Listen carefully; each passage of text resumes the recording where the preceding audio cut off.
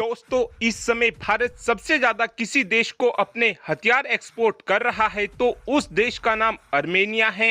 अब तक हम अर्मेनिया को advanced artillery gun system, Swati radar, ALS-50 जैसे कामिकाजी ड्रोनों की सप्लाई कर चुके हैं। साथ में भारत की तरफ से बंदूकों की कुछ गोलियां भी अर्मेनिया को सप्लाई की गई हैं।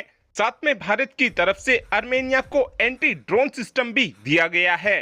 साथ में अर्मेनिया ने भारत से आकाश डिफेंस सिस्टम के 1S वर्जन को भी लेने का फैसला लिया था, जिसका ऑर्डर भी अर्मेनिया की तरफ से भारत को दे दिया गया था। लेकिन अभी तक भी भारत की तरफ से आकाश 1S की डिलीवरी अर्मेनिया को नहीं की गई है और बताया ये जा रहा है कि आने वाले कुछ ही महीनों के अंदर अंदर भारत की तरफ से आकाश 1S की डिलीवरी अर्मेनिया की सेनाओं को कर भी दी जाएगी। और अब बताया ये जा रहा है कि अर्मेनिया भारत से MRSAM यानी कि medium range surface to air missile system को भी लेना चाहता है। इस समय अर्मेनिया और अजरबैजान ये दोनों ही देश अपने डिफेंस और अपने अटैक को लगातार मजबूत बनाने की कोशिश में लगे हुए हैं। इस समय अर्मेनिया के सपोर्ट में भारत और फ्रांस है। भारत और फ्रांस की तरफ से लगातार अर्मेनिया को अपने एडवांस से एडवांस हथियार दिए जा रहे हैं। वहीं पर अजरबैजान को इस समय तुर्की और इजराइल द्वारा हथियार दिए जा रहे हैं।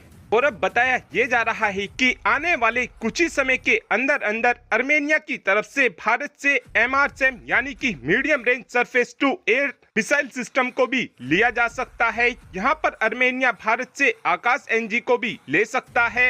ऐसा मैं इसलिए बोल रहा हूँ क्योंकि आकाश NG और MRSAM की रेंज लगभग बिल्कुल बराबर है। दोनों ही डिफेंस सिस्टम का छोटा सा कंपैरिजन करते हैं और बाद में जानने की कोशिश करेंगे कि अर्मेनिया किस डिफेंस सिस्टम को खरीद सकता है। आकाश NG डिफेंस सिस्टम की बात की जाए तो इस डिफेंस सिस्टम को भारत ने स्वदेशी टेक्नोलॉजी के दम पर बनाया है। आकाश NG एक mid range surface to air missile system है। इस डिफेंस सिस्टम का डिजाइन DRDO ने 2021 में बनाकर तैयार किया था और अब 2024 में ये डिफेंस सिस्टम हमारी वायुसेना को मिल भी चुका है। इस डिफेंस सिस्टम की मैन्युफैक्चरिंग BDL यानी कि भारत डायनेमिक्स लिमिटेड द्वारा की गई है और ये डिफेंस सिस्टम 10 सेकंड में एक मिसाइल को फायर कर सकता है और 20 सेकंड में ये डिफेंस सिस्टम 3 मिसाइलों को फायर कर सकता है। आकाश NG में जो मिसाइल लगी हुई है उसके अंदर जो वॉरहेड लगा होता है वो फ्रेगमेंटेशन वॉरहेड होता है। इस डिफेंस सिस्टम की रेंज 70 से 80 किलोमीटर है। वहीं पर जो MRSAM है इस डिफेंस सिस्टम को इजराइल और भारत ने मिलकर बनाया है। इस डिफेंस सिस्टम का इस्तेमाल पहले से ही अजरबैजान की सेना भी करती है और ये वही डिफेंस सिस्टम है जिसने पहले अर्मेनिया और अजरबैजान के युद्ध में अर्मेनिया द्वारा फायर की गई रशियन मिसाइल यानी कि स्कैंडर मिसाइल को मार गिराया था। MRSAM डिफेंस सिस्टम की रेंज 70 किलोमीटर के आसपास है और इस डिफेंस सिस्टम के अंदर प्री फ्रेगमेंटेड वॉरहेड लगा हुआ है।